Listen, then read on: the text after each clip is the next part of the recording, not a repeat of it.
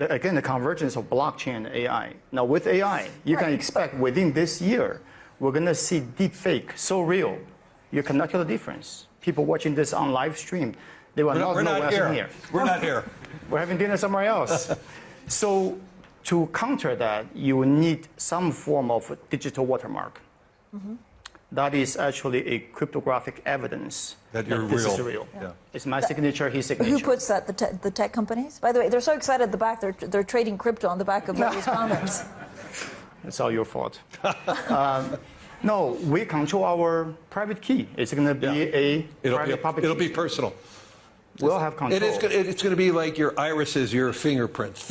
It'll be a digital. But it's stored on blockchain. Yeah. Witnessed by the global population. Everybody knows. Cannot be faked. Yeah. But does this change everything for just capital markets? It will. Yeah. I mean, my gosh, if we could tokenize bonds and stocks tomorrow, one of the great things that BlackRock is being accused of is how much vote we have. I wouldn't vote anymore because we would be able, through tokenization, to know the owner of record instantaneous, and each owner of record will do their proxy voting. I would love that outcome. No, but it would democratize investing in all ways that we can't imagine.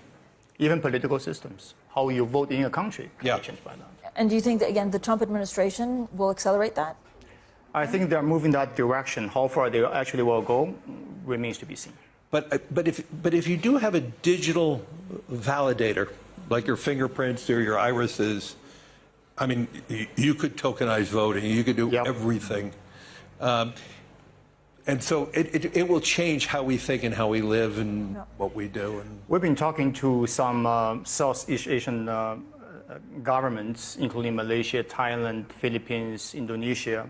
All of them historically have the populations who are treating black market, bitcoins, and what have you. But now the governments are realizing U.S. is driving a global policy shift. So they're now doing something very clever. They're saying, you know what, we're going to issue a new form of digital ID to every single citizen. Along with that is a digital wallet. Which Brazil, Brazil and India has already done. You're both so fired. I mean, if you ask me right now, the thing that is not talked about enough, but is coming to your neighborhood faster than you think, this AI revolution is not made up. It's not overhyped. You are already, they're probably, I know I was talking to some people backstage who are associated with businesses here in the Hartford community. I guarantee you, you're going to start seeing shifts in white-collar work as a consequence of what these new AI models can do. And so that's going to be more disruption, and it's going to speed up.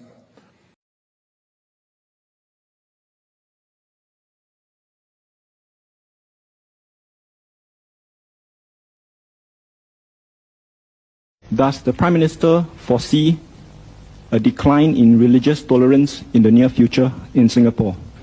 I do not foresee, I have already seen. That is the secret of tolerance, that you have a generation in charge, like me, by and large secular in our approach, definitely in how to govern a country, and only too ready to concede the spiritual to personal beliefs, to whichever religion or religious group can convince you. Provided the two are kept separate, that the religion contests your right to believe in certain values, but not to the extent that you push a government into implementing those values at the expense of other groups. Muslims tell me that's not possible. Islam is a total, all-embracing philosophy. The charismatic Christians tell me the same. And if this goes on, we're going to have unpleasantness. My simple position is, let's stop it before it's too late. It's all silly. however hard the Christians can try, they are not going to make Singapore a Christian society. It's just not possible. So I tell these Christian groups, let's have a sense of proportion. Let's live and let live. You're not going to change the world. Maybe you change a few individuals for a very brief period of time, maybe a few years. He gets excited and he's seen the light. But he's got to live. I think sensible, sensitive, but firm government will ride this patch. Soft government, trying to accommodate everybody, will lead to big mischief. Good education means to create disobedience. When they ask me, what's good education? I said to create dissatisfaction, to create disobedience. I teach creativity and dissidence. And usually, the first class, when I go to my class, I tell them, I cannot teach creativity. I cannot teach dissidence. But what I can do is to undo what education did to you. Creativity is to use our common sense, to use our brains. But education prevents us from losing our brains. We use the brains of our professors, and we quote them all the time. We never quote ourselves, and we lose self-confidence by education, because that's how the educational system serves the political system. Each political system has a system of education to control the mind of the people. Without controlling the mind of the people, you cannot rule them, you cannot dominate them. And this is universal. And the education system is more or less a police system to control the mind. It's like to veil the mind, in fact. So my mind was veiled.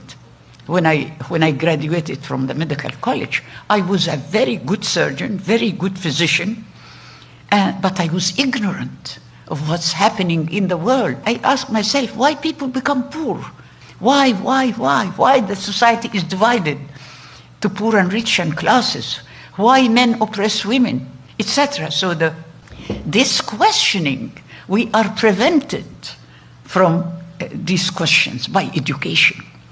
We become obedient to the system, to the professors, to university. And what is dissidence? Dissidence is to say no to a system that is very unjust. If the law is unjust, I have to break it. It's my right. This is common sense. Creativity means common sense. But when we are educated in a very fragmentary way. We receive pseudo-knowledge, not real knowledge. So I had to re-educate myself. It has a somewhat more 19th century feel to it. Yes, including, of course, the scramble for Africa. Gary Kasparov has argued that America is losing badly the scramble for Africa between Russia and China on the one hand, which is suborning nation after nation, and the United States, which isn't really engaging. How fair do you think that is? The Bush administration was very involved in Africa, both from the President's Emergency Plan for AIDS relief, malaria relief. I think President Bush probably saw more African leaders than 5 presidents put together. We ended a couple of civil wars, including in Liberia and at least temporarily in Sudan. And so I think we were very engaged in Africa. I do think it's fallen off. And you can't be engaged in Africa simply to be the anti-China. If you go to African leaders and say, well, we want to engage with you, so you want to engage with China, that doesn't work. If you say we want to engage with you on your own terms because we understand the issues that you have, that's a very different approach. And I think we are losing that very much so.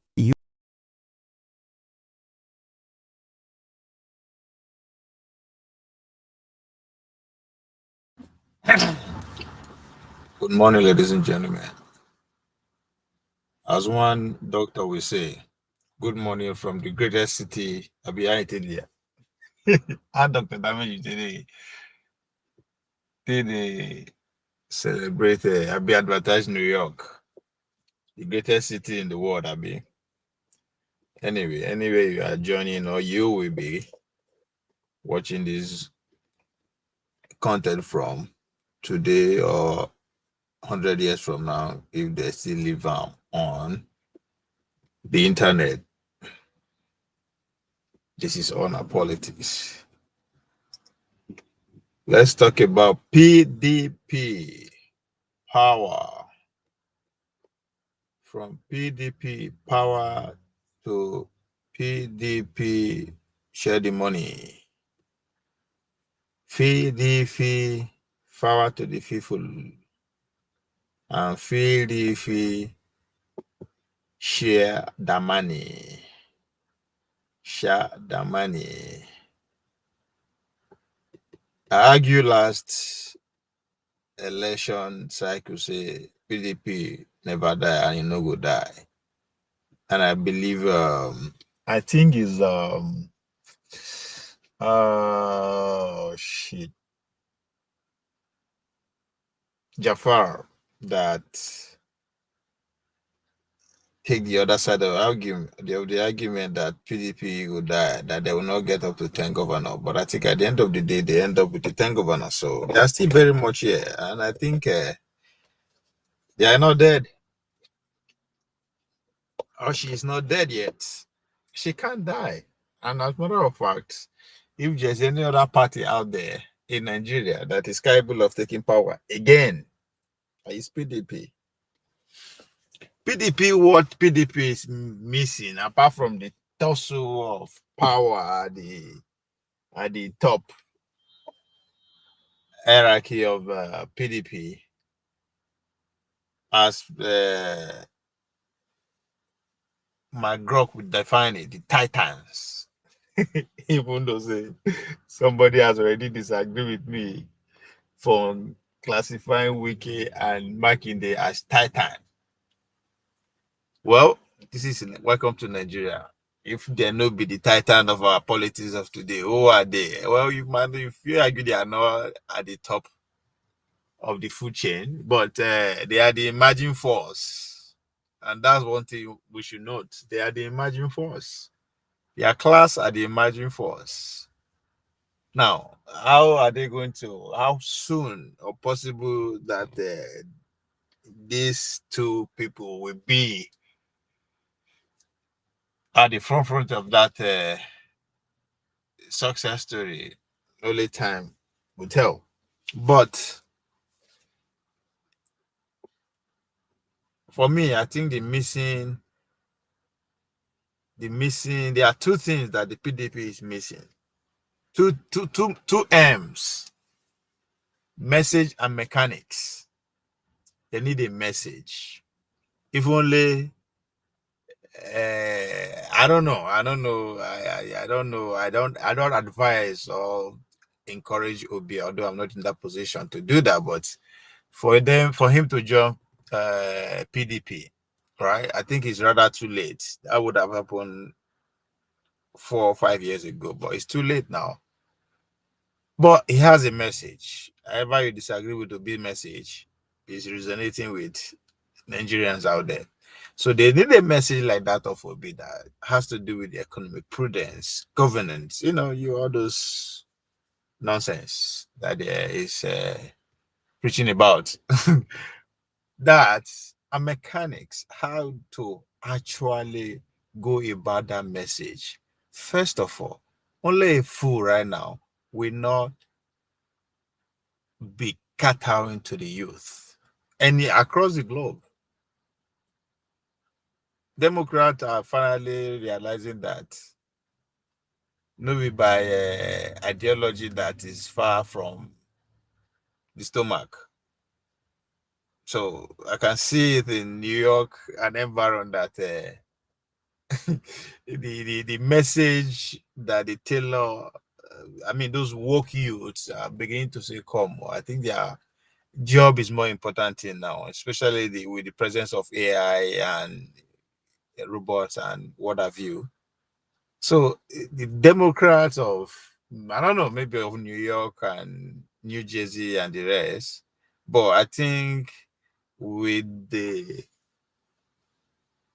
with the coming of age of Mondani and his message, the AOC, the leader of them, which is Benny Sanders, that actually started this whole economy tied to the youth thing and make them to understand that other than the ideology, this is what is here, this is what is coming.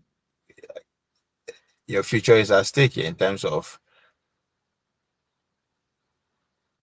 living the best life or even equal to that of your parents. So things are changing. So Democrats need to actually adopt that mechanism. I mean, podcasting is also a way to that the Democrats that I see today are feel that they are lacking behind. So, and that's another edge mechanism that Democrats and Republican and MAGA use to actually counter the mainstream media that which the Democrat dominated over the years. And so the Democrats of today, they are replicating pretty much what the Republicans are doing in terms of how to pass that their message, reach the needed demography with that their message. So podcasts are, coming everywhere. MSNBC is going two ways, and the ratings of CNN is like that of Dr. Damage's 90 Minutes Africa show. I mean, I have your show. Shout out to Dr. Damage. But at the end of the day, all those CNN echo chambers, we go in the that we go into podcasting. New York Times is also doing that, and I don't know why PDP are still head bent on not able to resolve their leadership problem. Almost 16 years since they lost the last election. If I miss, they lost out of power. Obi showed them both the message and the mechanism for them to go about this thing. Obi has a message, but at the same time, he engaged the youth and they took over the internet. So that's what PDP is lacking overall. And once PDP come to their senses and they go this route, it's over. It's over for any other party because their structure is still there. I don't see PDP. Nobody is good. I don't care how they balkanize PDP reach. Its structure cannot be easily be dismantled like that. It doesn't matter where Atiku go, come, Konkoso go, come, obey. It doesn't matter. Those their structure is still there because now just 25 years ago they started putting those structures together. So what am I trying to say? Even those people who instituted those structures and those that grew up within those are still very much here. In fact, now they are even in position of power. It's just that they are not they are not patriots. They don't understand what that means, not just to the country, but even to what a political party means. And that's the problem when people will talk about institution. A lot of us focus on the government's well-known institution already. Political parties are part of the institution that will build the country. After all, a developed country, they call it, means that everything is underdeveloped. So it's up to develop it. And that's my anger, my issue with Yoshihore. You have a political party. Can't you build it? And if you build your own political party, but you expect us to give you Nigerian to build, how? So that's my problem with the ruling class. Right? I understand why they don't have that that patriotic spirit to start building the institution, start from the political party. Obi is also part of the Obi is also guilty. He is also guilty. And because it doesn't have that patriotic spirit, that's why to even find a party that will accommodate him, even with his message and his vast followership, it's finding it very difficult. I mean, that's a different conversation entirely. But anyway, let's bring it down to the Titans. the weakest of our time. I can't believe Wike is still here going. I believe the Wike would under jail. That's what I foresaw, but I guess I was blind. But it's not just here, but it's getting stronger by the freaking day.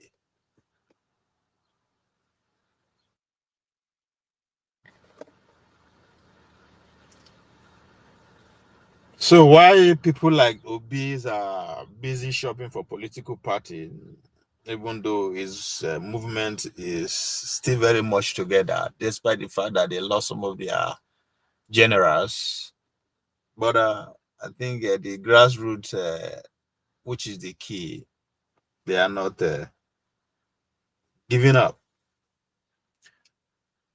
Why Konkozo is also confused at this point, because that's another conversation we need to have.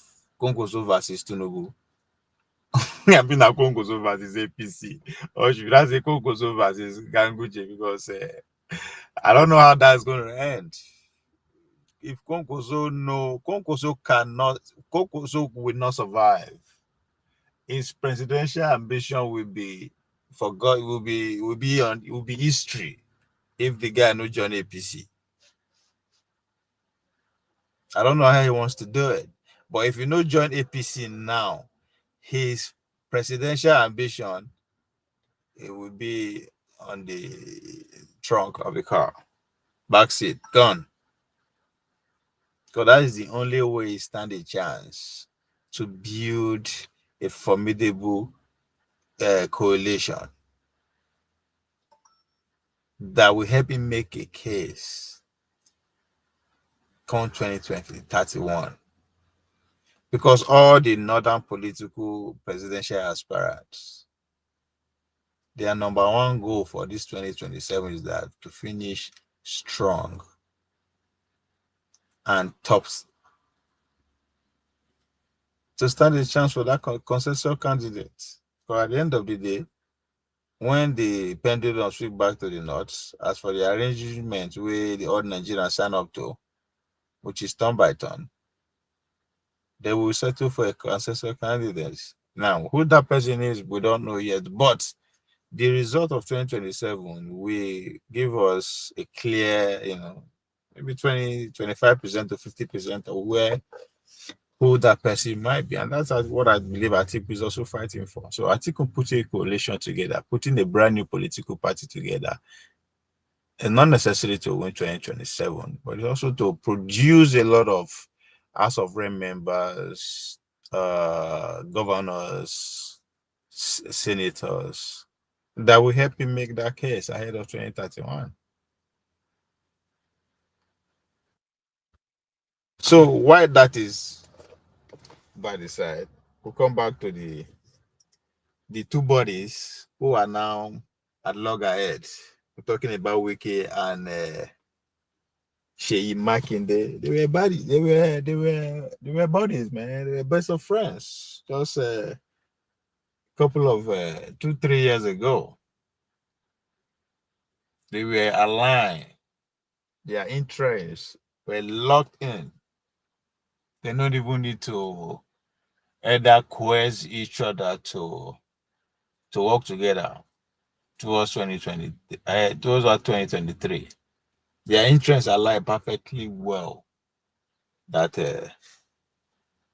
the bond was what Tinubu need to pull out that victory. Makinde being a Yoruba man, I mean, there's no way he will stand the way of his elder brother, his uncle, or his father-like figure, politically speaking, Tinubu himself.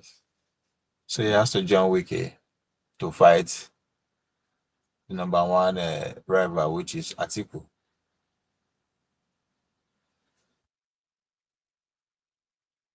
But that is a winning strategy. It's time for them to pursue their individual ambition. This time around, well, we can just conclude that nothing will stand, nothing will bring them together again. The man Tinubu is still very much in the race, so you might need them. And as far as I'm concerned, Tinubu, Wike is 100% in for Tinubu. Makinde, I don't know, because he also have to win come 2027. Winning for him means finishing strong, playing strategically to either become a vice presidential candidate to any of the candidate come 2031 or run himself come 2031. Knows. But he's a young man, relatively younger than okay, so his future is bright. Yes, Wike versus Makinde, the battle for PDP 2027 presidential ticket.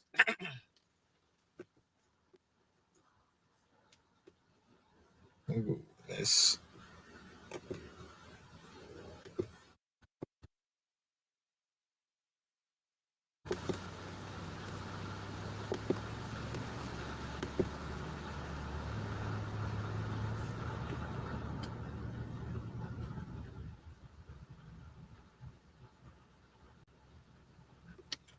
So let's start with Nyesom Wike, the Minister of Federal Capital Territory and former Rivers State Governor. A political bulldog, a political titan.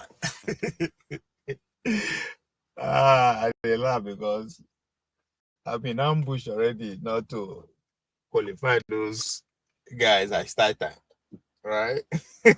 But hey, London, we should not take that definition out of where we are, Nigerian contest. All right. So it's a political bulldozer. Wike got into let's read a little bit of Wike history. Wike got the resources, the connection, and a reputation for getting things done.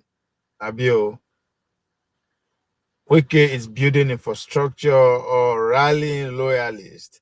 He's been vocal, insisting that PDP must zone its tickets to the south, a move that conveniently align with his own ambitions. Now, this morning, I think one party supposed hold for Lagos, PDP for other southern leadership, but for some good reason that yes, Wike sent his men to say Nbanu that regardless of what happened in Lagos today, it will not be recognized by the PDP leadership. But that's a different. That's a latest development. That's the breaking news. But I'll bring that one too in a minute.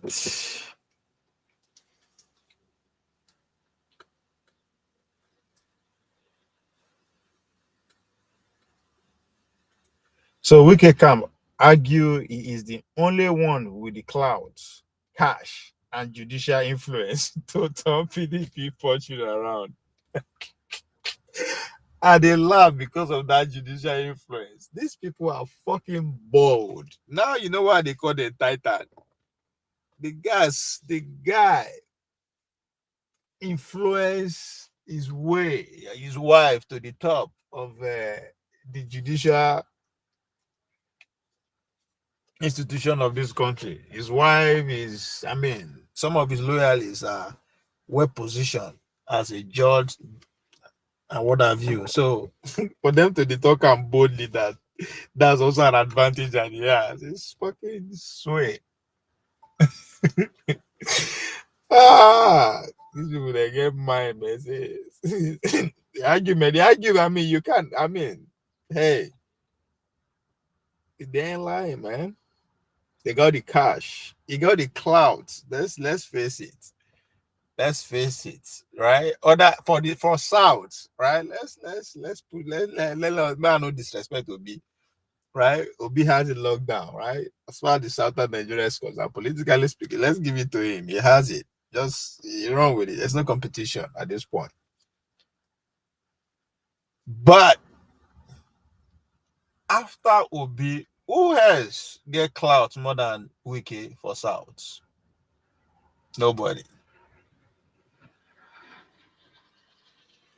Nobody. Not all the sitting governor. Let's start from there. Shout out to my performing governor, Monday Paholo.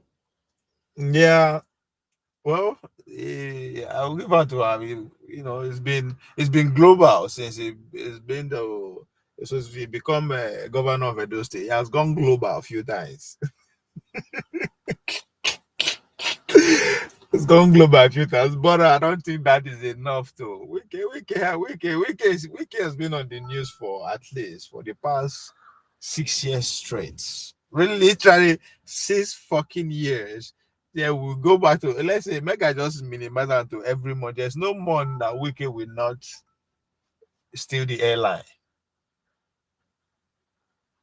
Like literally has the whole fucking country talking about him every month for the past 6 years. So and it's like he's just getting started. So I mean, after Obi, man, no argue with myself. That's why I don't. If my husband okay, let's put Obi aside. Obi don't. This is a different realm when it comes to clouds at this point. So Wike is up there too. So Wike, when his camp is making that case that he got the clouds, especially within the PDP family, of course. But even good luck Jonathan can, all right. No, at this point, his popularity cannot be compared to that of Wike. Not to talk of Makinde, but we'll go there. So they are bragging that he has the clouds and he got the cash. Hey, come on, man! A River State governor, who can argue against that, right? If you say na state is still you fucking right. However you want them, however you want describe them, you cannot say it doesn't have access to it or have it to spend when it comes to when it's need for it to be spent.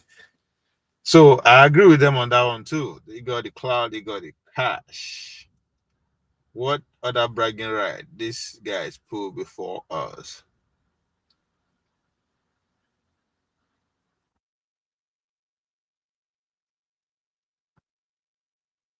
Judicial influence. That's the funniest one, man. That's the bold or that's like fuck you. Bragging with that. Like I say at a point whereby the whole judicial system is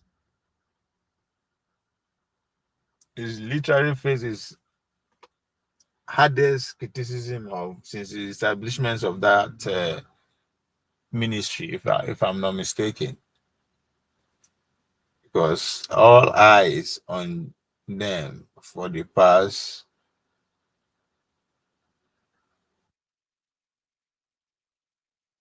3-4 years, like never before. Shout out to Professor Odin Kakanu, who also put out a book in that regard.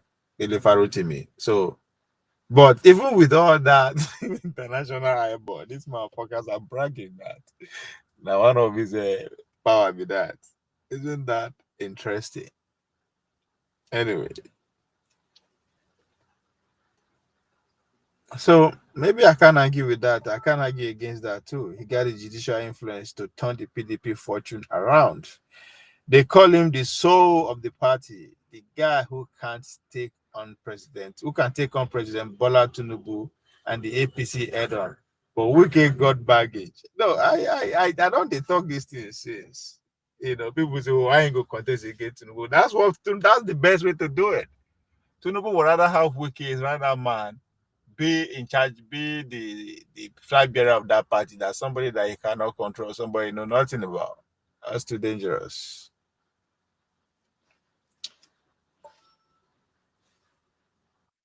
Now, what are the baggage? It's filled with Atiku Abubakar. I don't know, but I don't know the baggage now. That's not normal now. This is our position now. He wants to be president. He wants to be president. So it's not a baggage. It's a rivalry. His support for Tinubu in 2023. Well, it's also political strategy. If he didn't do that, he will not be in the position that he is now. So maybe we'll not even be talking about him as a favorite to be the PDP presidential candidate. Again, I think the man know what he's doing. That 40 years old whiskey when they drink, I need that shit. An accusation of undermining the PDP unity made him a polarizing figure. Well, it's in the driving seat of the PDP, so I don't know how being polarized in that contest. I think it's a good thing. Especially when he has the cash to straighten things up when need be. Some see him as a savior, other as a liability, who's too cozy with the ruling party. Hey, that's what they accuse Donald Trump of being too cozy or being a Putin puppet. But I think, anyway, you know where I'm going with that. Now, Seyi Makinde, the Oyo governor, the other state governor, is younger, charismatic, and a knack for projecting a progressive image. Well, I don't know how convincing that is. I don't know convincing that, how convincing enough that is from somebody like me looking in from outside. Well, maybe among the PDP who will decide who will be the flag bearer. Maybe that's what they're saying, but God bless his soul. Making his name is gaining traction among PDP bigwig who want a fresh face to challenge Tinubu. That's a good argument, but I don't know. Hmm. Hmm. Hmm. That's they need more. So that's a good way of seeing things, but who are the spokesperson for this man say for Makinde self? So let me start with that because Wike, I don't think Wike has a lot of spokespeople, but he's on his own, he's doing good. So I don't know who are Makinde spokes person that we actually maybe make elaborate more on this point to be more convincing. It sounds very spot on, but I don't know because you have to take your opponent into consideration. Wick also has all this shit too. So, marking a governance record in Oyo, are you going to compare that with that of Wiki? I don't know. Roads, education, and focus on economic development give him credibility. Plus, he's got the Southwest in his corner. I don't know. Bola Tinubu has that covered, so I don't know if that is what he's banking on. It's not going to ain't going to work. That's a hard case to make.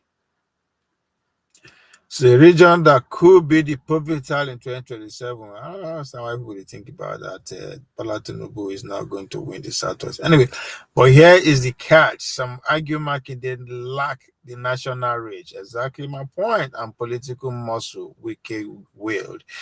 Its critics include Wike's ally point out that the PDP southern governor, including Makinde, and as a battle-tested as Wike in high-stake political warfare. What a comeback right there. Wike has gone to a place where all sorts of people go say, but I don't know where or not. Man. So because he lost. But at least you know what it means to contest at that level with the rest of them. He almost won it. Well, even though that doesn't count in politics. There's nothing like almost. You either win or you don't. Anyway, he lost, but he has gone there and he know what it takes. So I will still the case so far is heavily on Wike's side. But anyway, so who wins? It's a toss up, but let's break it down. Wike got the edge in party machinery and financial firepower. Given his influence over PDP structure and his ability to mobilize makes him a formidable contender if the party zones the tickets to South. This motherfucker want to microzone it to South side. I was leaving to South. That's how the fuck will be off. Well, if they decide to use the same mechanism against him, hey, it's not for us to put on record, right? Anyway, we can practically a show in, but it is Tinubu ties and internal party argue could cost him. PDP member I'm forgotten his role in 2023 election debacle. Makinde, on the other hand, I mean, the two of them work together now. I don't know why they go accuse Wike of working against the party. So yeah, 2023 without Makinde and the other for 1 week against Wike, Makinde, shit, the former governor of Benue. Imagine, don't forget the name like that. Well, now I know why the make know they call them as Titan. But this weekend is still going. I don't know, was it from Abia? I've been from where? It's also part of the gang of five. Makinde, Wike, Ekpezua, shit. What are the other two? Anyway, they're not relevant again with that. So my point, you can't accuse Wike of being a traitor against his own party 2023 with living without accusing Makinde of the same crime, because they, as I said, their interests were interlocked. So no need to coerce or bribe with one another before they play that role. Is the coalition of the willing, just like what the European 5 member, I've been assist of them with United States of America join force to secure what Ukraine. Anyway, I don't know about that we would water, but it's called the coalition of the willing. We see, we saw, and we keep seeing it unfolding before now. Here is the kicker: the PDP desperate to avoid another 2023 mess. Zoning will be a deal breaker if they stick to the south. Wiki experience and ruthlessness might give him the edge. He got that. I don't know how anybody will want to go against that. But hey, so politics, and I don't know what they got to work with. Makinde. But if the party wants a fresh start and a candidate who can pull votes from the southwest and beyond, Makinde got a real shot. I don't know. I don't know how that's a very tall order to follow anyway. But hey, it's politics. Anything can happen. Anyway, my money, it's too close to call, but not lie. But Wike got a slight lead for now. His grip on the party soul is tight. Still, don't count Makinde how he's got the momentum on the moral high ground. 2020 shaping up to be a wide ride, and this tickets fight is just the opening act. Now, the argument is that the convention, the national convention, is going to Makinde's own town, own city, own house. But in November, will I see that decision being reversed? The location being changed? I won't bet against that because Wike, let's hear it. And so it's going to be a very short briefing from me. Of course, it will be interactive as always. But I can say to you one word: the People's Democratic Party is ready for the National Convention scheduled by NEC for Ibadan, Oyo State Capital, for November 15th and 16th, November 2025. I thank you for listening, and then we can have the conversation. And what we do is that we follow the constitution of our party. How do you have a national convention?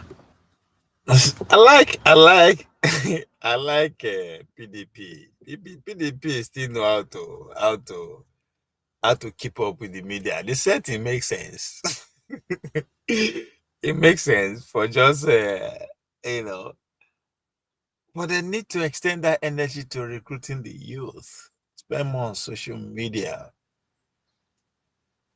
That's what they need. But most importantly, they need a message. And I don't think the kind of message they need, Wike can actually champion that message. This is expo to Wike opponents get a message that is close to. I mean, we don't even search your brain to get a message. After all, Tinubu administration left many and let every window open. So whatever message you take, tailor against the current administration, it will can be the downfall of Wike, because how Wike go to his weak. Well, after all, Tinubu say he will continue to wear Buhari start. As crazy as that sounds, he's in power today. So if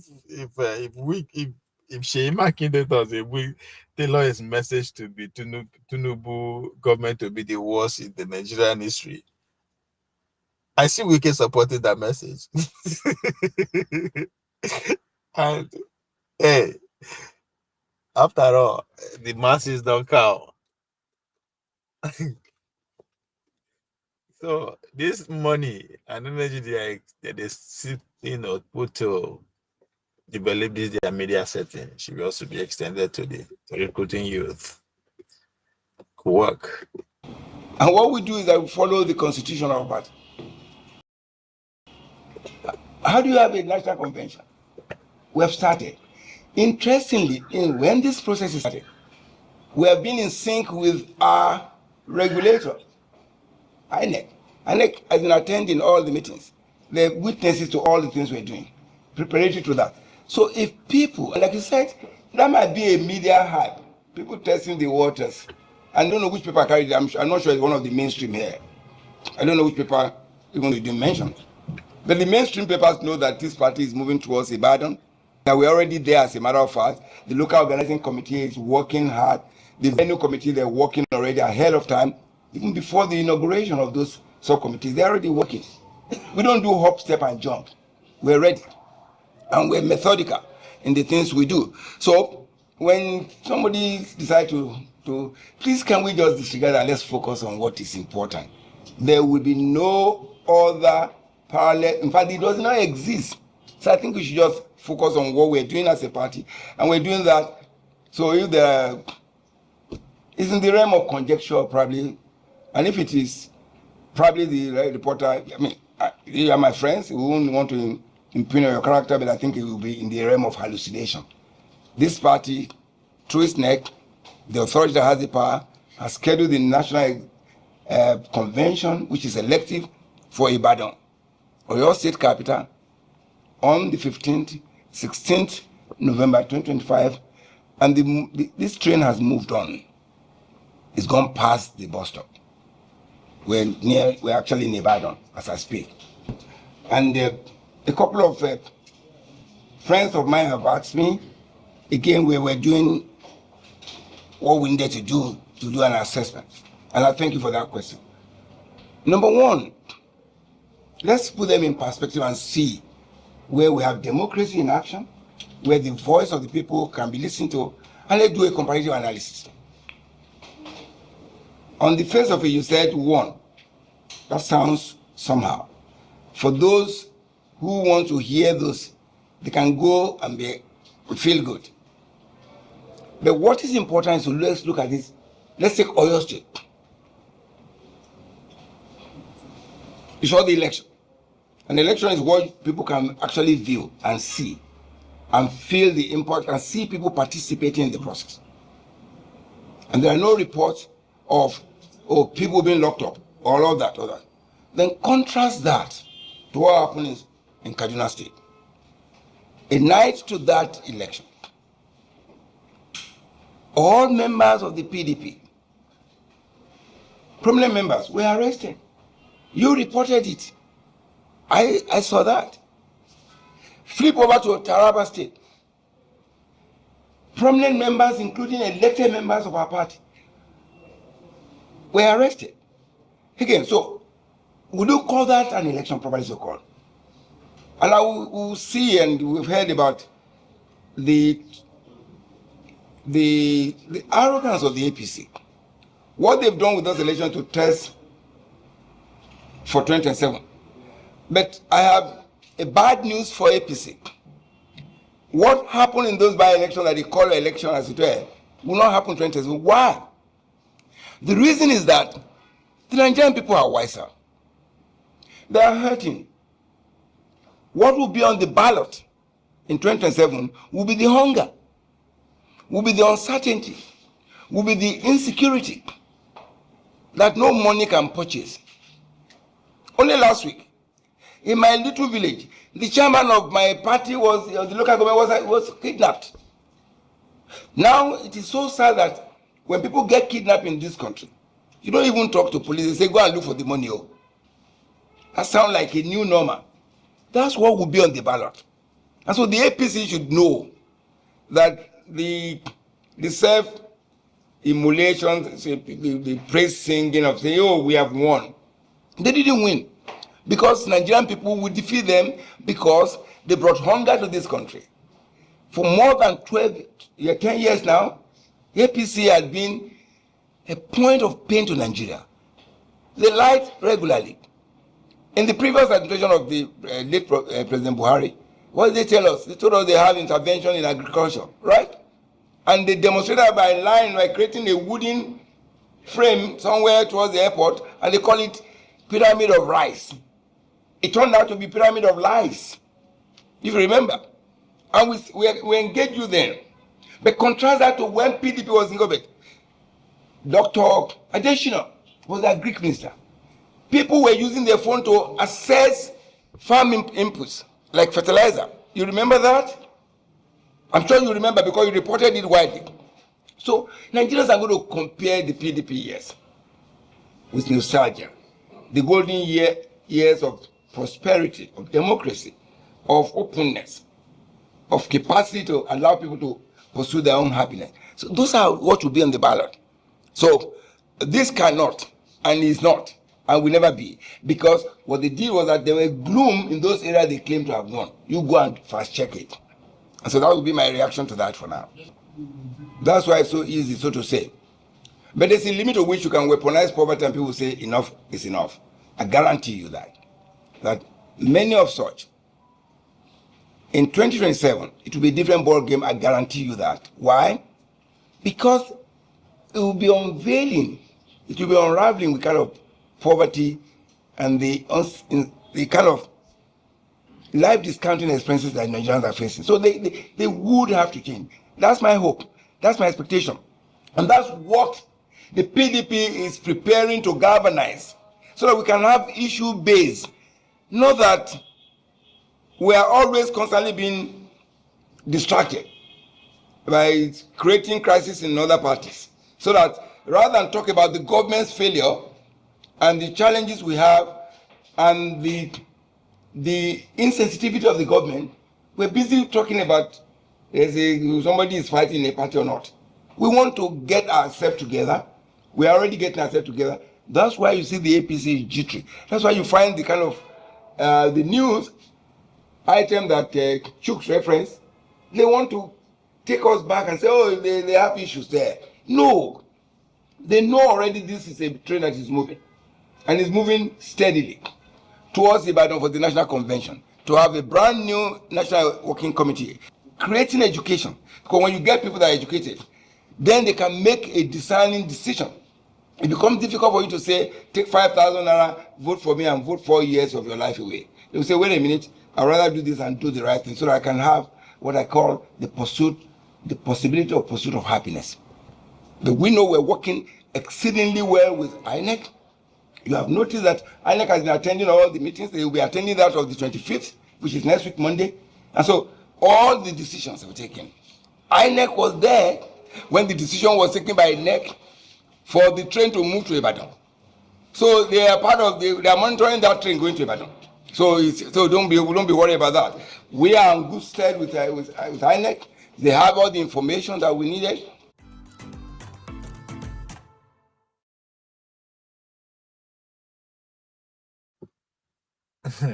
It's funny because why the guy they praise INEC for doing well Obi and Atiku were like, on the other hand, giving contrary argument. But the train where they say it don't start on its way to Ibadan. Plus, say the train don't get there, don't crash for Lagos. So it has a glitch in Lagos. It's been a jacket. Something is happening to that train in Lagos as we speak. This is just coming out a couple of hours ago by Eniodowa Adeni X. So it said PDP crisis deep in over 2027 zoning formula. So let's get to the nitty-gritty. The crisis rocking PDP People Democratic over 2027 zoning formula has taken a new twist as stakeholders from the south have distanced themselves from a meeting scheduled to hold today in Lagos. So if the spirit of the party is saying is or asking the presidential ticket to be zoning to the south, and the southern people are coming out to. I mean, I don't understand what is going on, but let's get to it. Party leaders, including state chairman, former governors, National Assembly members, as well as serving and former National Working Committee members, dismissed the Lagos gathering as illegal and lack legitimacy. In a strong worded statement, the Southern PDP leader declared that any resolution or communique emanating from the Lagos meeting and neither binding or nor reflective of the collective will and aspirations of the PDP family across southern Nigeria. The leaders further stressed that decision reached in secrecy and exclusion cannot and shall not assume the authority of the consensus. The statement was signed by the party chairman of Imo, Abia, Cross River, Akwa Ibom, and Rivers, namely Austin Okocha, Austin Uwachuku, Abraham Ama, and Barrister Venutius Ikem, retired Honorable Eikem, and Apan and Aaron Chukwuemeka, respectively. Who these people go feel they support? Who is it? This sounds like Wike people. we can like to use underdogs. Anyway, also on the list were the National Vice Chairman, South Honorable Chidebere Ogu Goodluck, and the Minority Leader of the House of Representatives, Honorable OK Chinda. Others who backed the position include Senator Igwe Nwagu, Mao Nwabunwa, George Sekibo, Mark Ama Nachi, and former National Secretary, retired Honorable Nwe S. Nwe, Deputy National Legal Advisor Barrister Okechukwu Osowa, and former Ebonyi State Legal Advisor Barrister Modi Einede, among others. The statement titled Purported Meeting of PDP Southern Zoning Consultative Summit raised the attention of the undesigned state chairman of the People's Party PDP from the South and some critical stakeholder has been drawn to a meeting Nicodemously summoned in Lagos today, 21st August 2025, by some person purporting to do so on behalf of the PDP members of the South Tag PDP Southern Zoning Consultative Summit. Convened by the Admin Secretary, Zoning Committee of the PDP at the behest of the Chairman Zoning Committee, Hey, Senator doing Diri at the Legend Hotel Ikeja, Lagos. Doing Diri, no be governor. Okay, Senator, yeah. Was a former governor, if I'm not mistaken, of Bayelsa. Now, the said meeting, tax summit, was allegedly convened in the name of the three geopolitical zones of the southern Nigeria: Southeast, South, and Southwest. It is highly regrettable and indeed disturbing that such meeting was convened without the courtesy of inviting several state chairmen from the Southeast and South, as well as the duly elected National Secretary and Deputy National Legal Advisor of our great party. Even more troubling is the inexplicable exclusion of several national officers, eminent leaders, and critical stakeholders of PDP. Shockingly, the minority leader in the National Assembly and other principal officers of our party from the South and Southeast were also deliberately sidelined and denied the participation in a meeting where such far-reaching and sensitive decisions on zoning, power rotation, and political equity are to be discussed. Equally concerning is the deliberate omission of most former governors from the Southeast and South, who by every standard of history, pedigree, and institutional memory remain critical stakeholders in any conversation about the future direction of our party. Such a brazen disregard for established structure and statutory organs of the PDP not only offends the spirit of collective decision-making, but also its risk undermining the very foundation upon which our party was built. All this kind of energy we they use for all this thing. Go and recruit young people. That's what your party needs.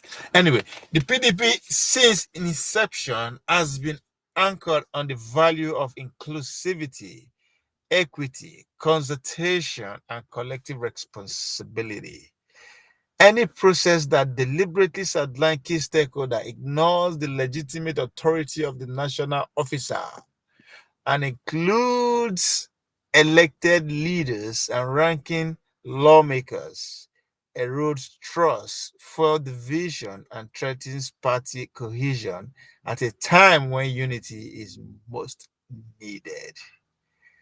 For the avoidance of doubt, we categorically dismiss any resolution, communique, or outcomes purportedly emanating from this meeting as neither binding on or reflective of the collective will and inspiration of the PDP family across southern Nigeria. Decision reached in secrecy and exclusion cannot and shall not assume the authority of our consensus. More particularly, the said summit is premature and targeted at protecting the interests and selfish ambitions of select few, as the zoning committee set up by the 101 NEC is yet to present its report for a ratification by the party. So where everyone gather themselves from now? Who's behind these people? We reaffirm our unwavering commitment to the unity, stability, and electoral fortunes of the PDP and call upon all well-meaning leaders and stakeholders to resist any attempts to manipulate zoning arrangements through exclusionary tactics or clandestine maneuvering. I like grammar for this part of the world.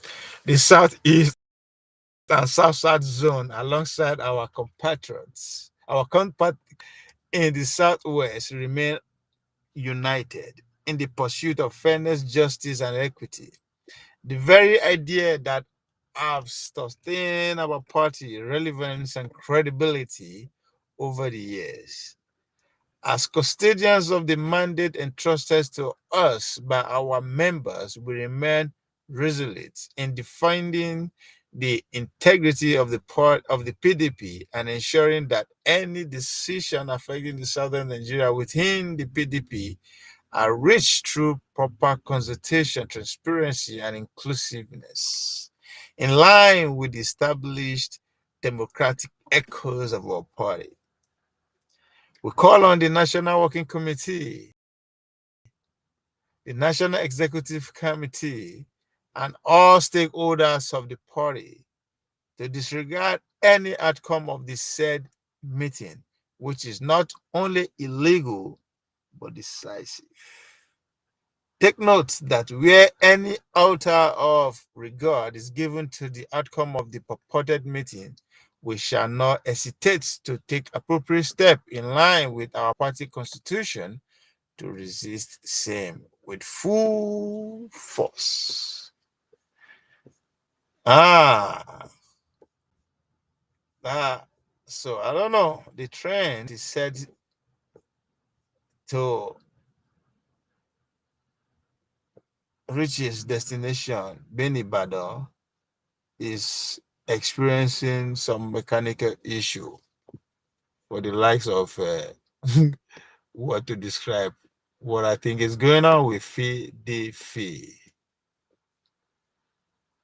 But this is just the beginning of what's to come. You know, the convention is set to be in November. But as far as I'm concerned, from my own perspective, from my own understanding of things, I don't see anybody giving Wike run for his money when it comes to who gets the ticket come 2027 for PDP. The case that his camp has been making, I think you can't, it's hard for you to argue against what they are saying. He has the clouds. That is, I mean, among the PDP family, since Atiku is out, Atiku is the only person that I believe has more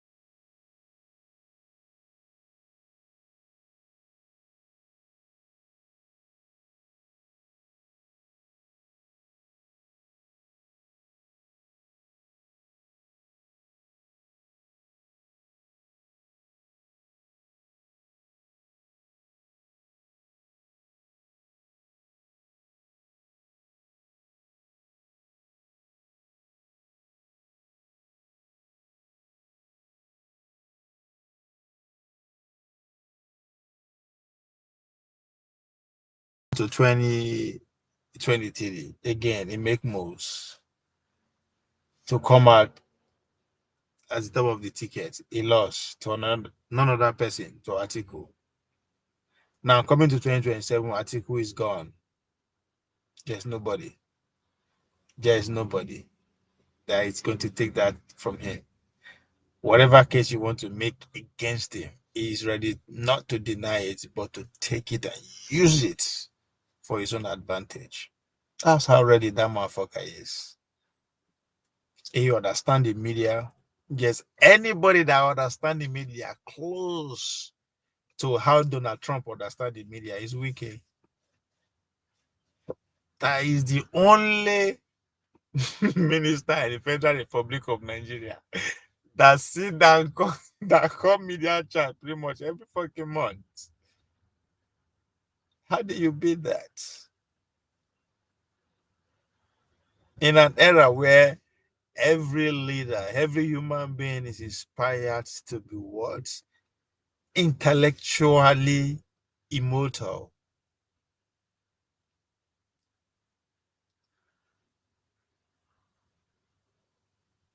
Being intellectually immortal is the goal today, not going to heaven.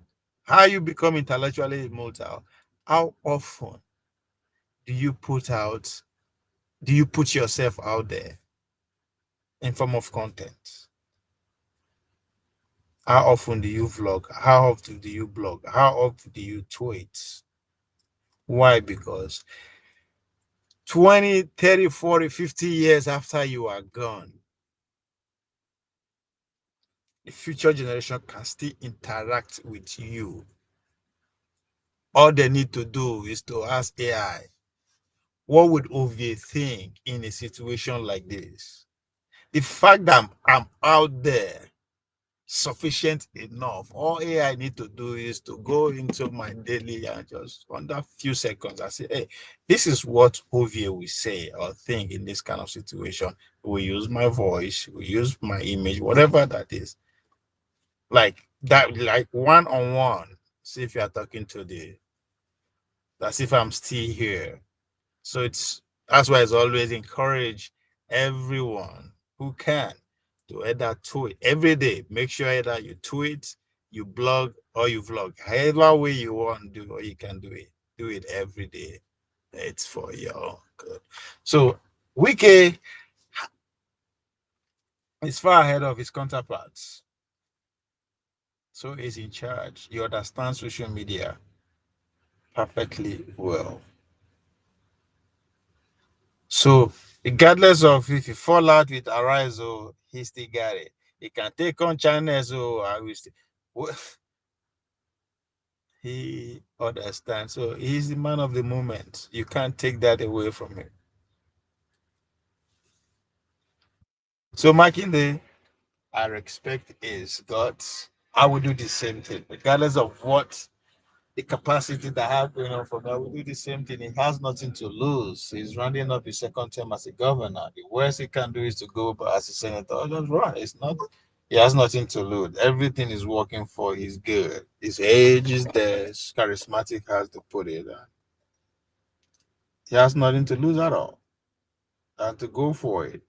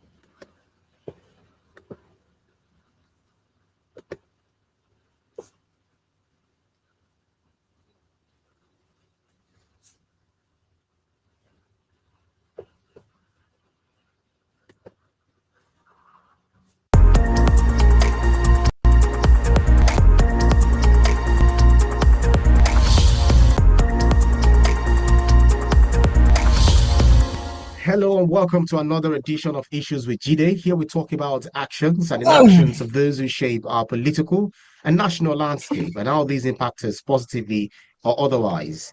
I'm Ibrahim Shita.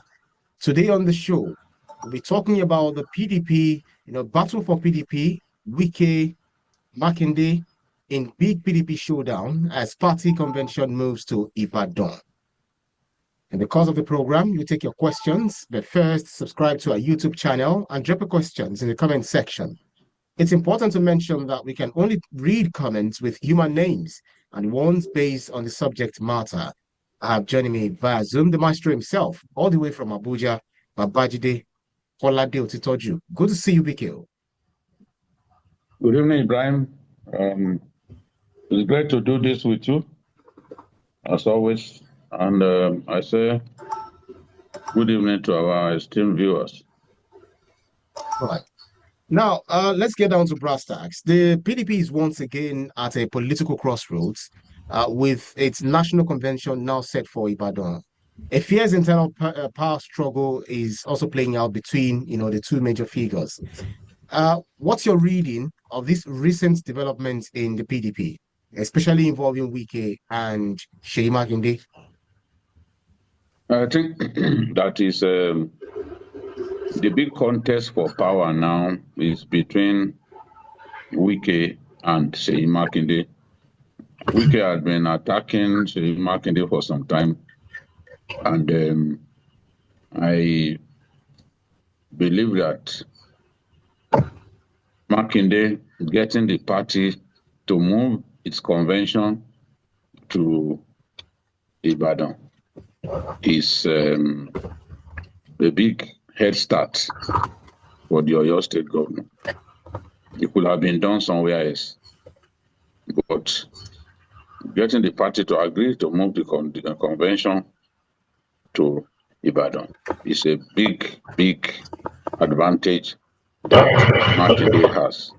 Now, the battle will then shift to other issues will now be in contention. The party also agreed to zone the presidency to the south. What would then be in common between both men is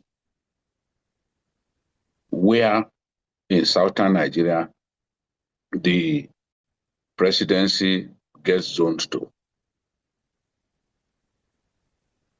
That is micro zoning.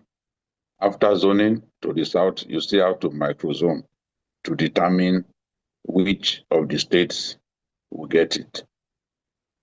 PDP governors have a history of backing one of their own, either for the presidency or for the vice presidency. In 2023, in 2019, when Atiku decided not to pick one of the Southeast governors, the governors refused to support Atiku, and they eventually gave Buhari some votes that he naturally wouldn't have received.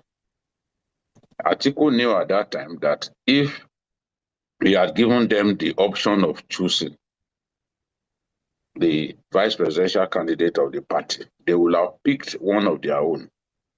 They would not have picked Peter Obi, and he felt comfortable with Peter Obi, so he chose Peter Obi, but they denied him the support that he needed, just for the fact that he did not pick one of their own. Now the question is, how many PDP governors are we looking at now that can actually, when it is zoned to the south, that can pick the ticket?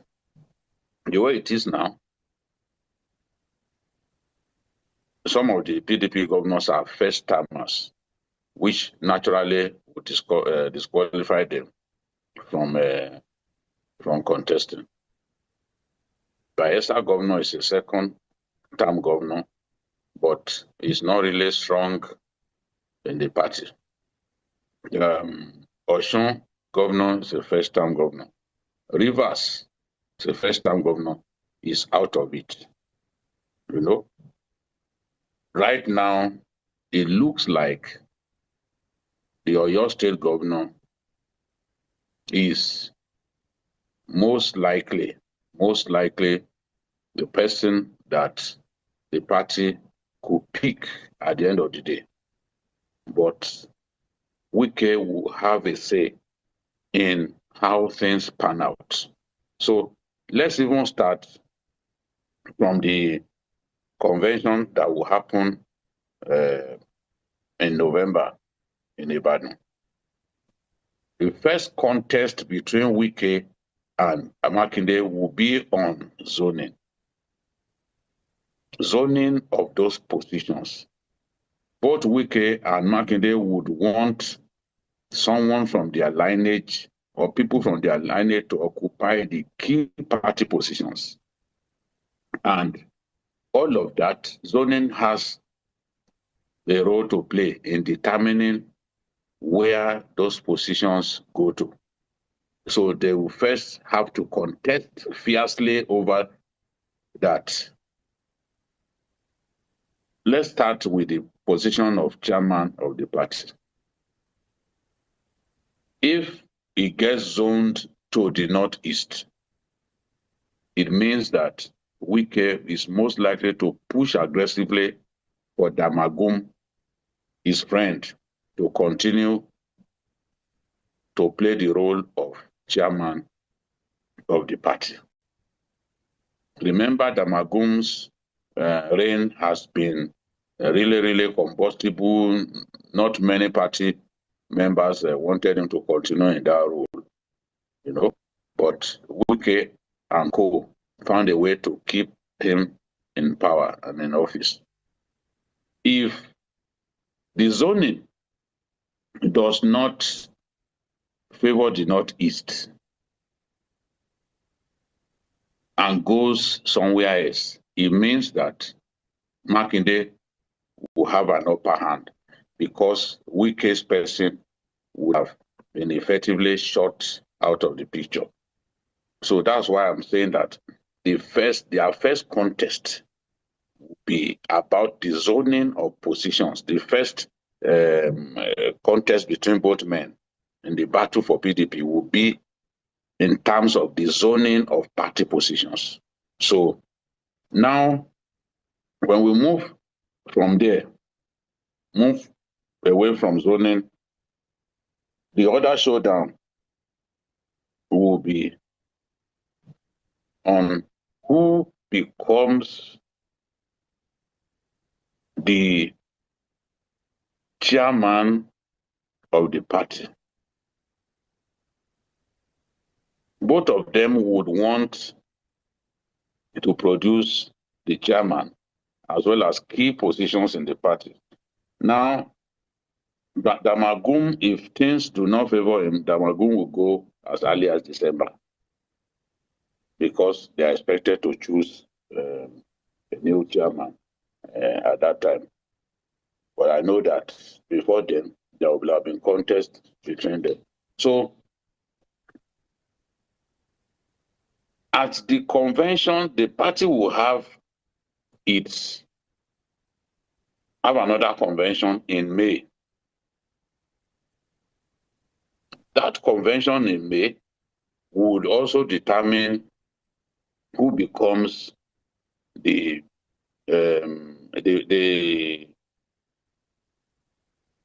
chairman. I mean the what's it called? The candidates of the party for the next election. It will be clear from who becomes the national chairman. So if Makinde finds a way to produce the chairman of the party, if the chairman of the party comes from his lineage or the people that he supports, it means that that chairman will then work hard to ensure that Makinde becomes the standard bearer of the party, becomes the presidential candidate of the party. So I believe that before we get to that, both men will struggle to gain control of the party, knowing that whoever gains control of the party would be able to dictate things as we move closer and closer to the 2027 election, including, of course, who becomes the presidential candidate. So the big battle is about